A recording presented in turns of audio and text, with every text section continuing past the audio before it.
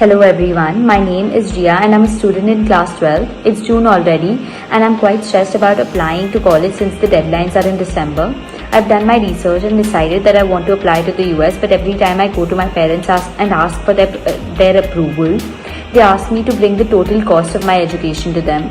I looked this up online, but every university charges at a different amount and there are so many other additional charges that are not taken into consideration. Since then, I haven't been able to find any relevant material on this and it's all left me very confused. I'd really like some help. Hi Ria, my name's Hansika and I'm a freshman at the University of California in Los Angeles. You've made a great decision by pursuing your education in the US and you've come to just the right place. We here at Omozing are committed towards your financial wellness and would be very happy to help you understand the total cost of your education. I remember I was equally stressed last year, but I'll be more than happy to help you. It's great that you have started the process of planning your funds early, since this will prevent you from any last-minute mistakes. Keep following the checklist I'm about to present to you and you'll be good to go. Thank you, Hansika. I hope what you're about to say really helps me. So let's dive right into it. The first step before you begin the application process is to see if you have all the correct tools you need in place.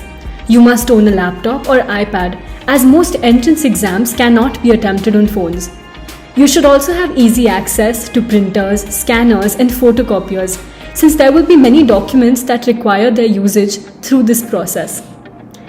An important task is to check whether your Mac or iPad or PC is capable of fulfilling particular browser requirements in order to access the application portals, entrance exams, and specific features like virtual tours on college websites.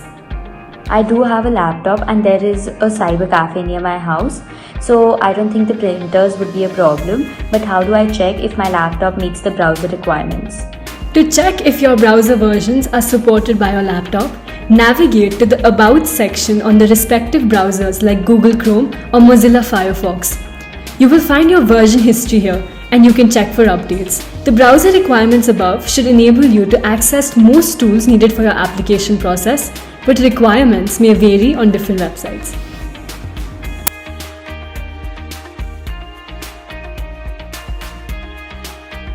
I just checked my browser and it is compatible.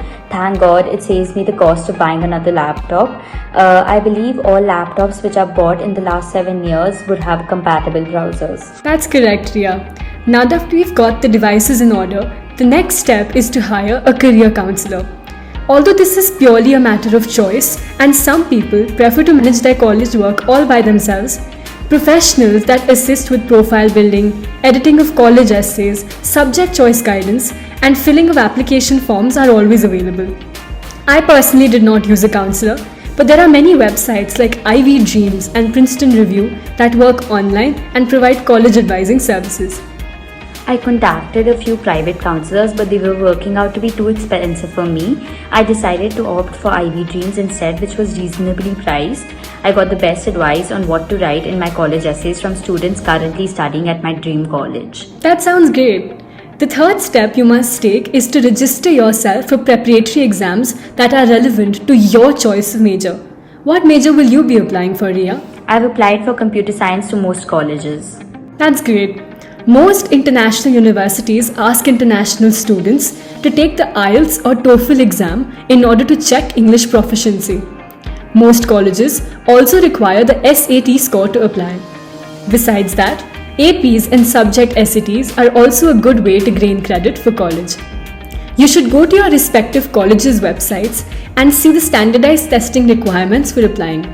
Accordingly, register yourself for a test of your choice.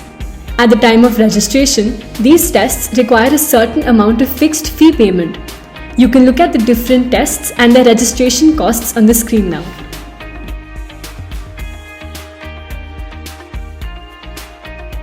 For my colleges, I'm required to give the IELTS exam to prove my English proficiency and the SATs. I also think I might work a little harder and give some APs to get some credit for college beforehand. You're already learning what to do, Ria. Well done. Now that you've decided what tests you want to take, most people start preparing for them using books, apps, and even private tuition. You might want to buy some books for the SAT Use portals like Khan Academy or even book one-on-one classes with a professional IELTS preparation instructor. Whatever you may choose or not choose, the prices for all these facilities will vary, but you must take them into consideration. I prepared for the IELTS exam using the IELTS Prep app, and I took online coaching from Princeton Review to help for my SAT exams. Fortunately for me, I received my scores in my first attempt itself. If I was unable to, I would have had to repay the fee in full to sit for another attempt. That's absolutely correct, Ria.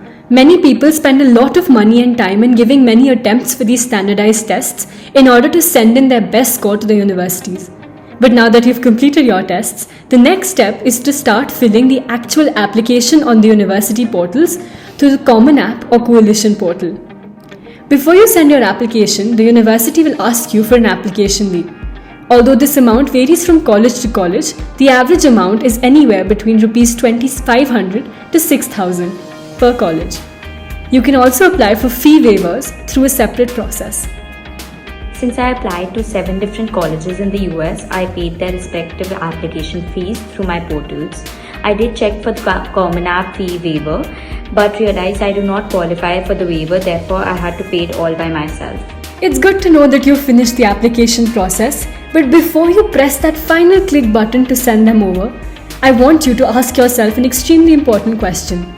In fact, it may be the most important question there is. Can you actually fund your 4-year education?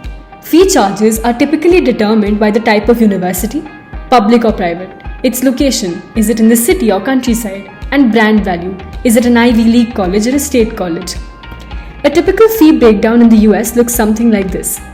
University fees, which is also called tuition, plus your living expenses that include your rooms and meals, books and supplies, transportation, personal expenses, and health insurances.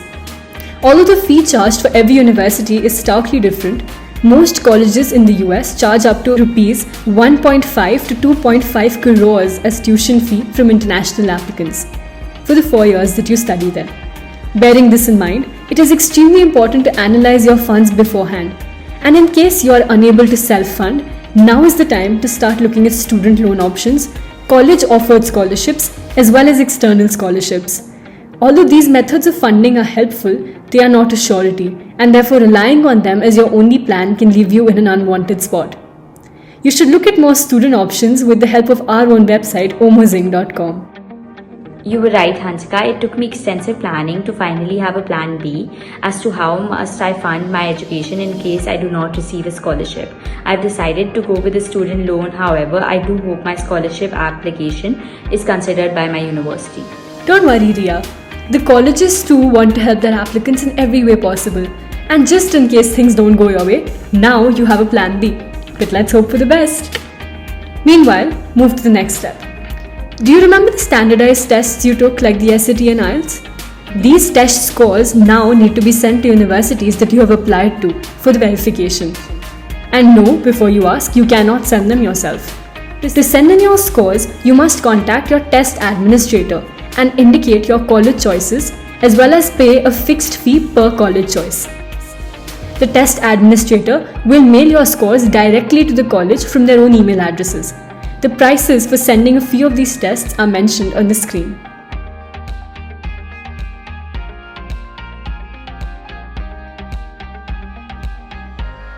I had to submit my IELTS scores to almost all my universities. It was a very easy process, though since after paying the fee to the test administrator, I had to do nothing. That's correct.